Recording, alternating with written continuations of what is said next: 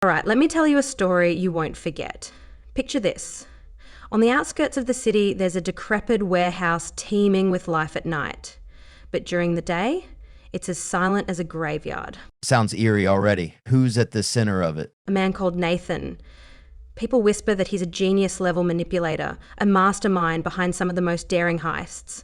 He's a type who always knows how to outsmart everyone.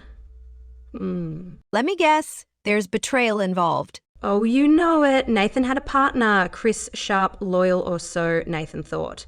They planned everything down to the second, a break-in at an art gallery, stealing a priceless diamond. But on the night of the heist, Nathan realized there was no lookout. Wait, no lookout? That's asking for trouble. Exactly. As they crept through the shadows, the sound amplified in the silence, their every breath, every step. Nathan was hunched over the security panel, about to disable the alarms, when Chris muttered, "We've got company." A tip-off? Someone sold them out? That's what Nathan thought too. But it wasn't an outsider. It was Chris. The alarms blared and Nathan barely made it out. Chris vanished into the alley, taking the diamond with him. Talk about betrayal. Nathan was furious.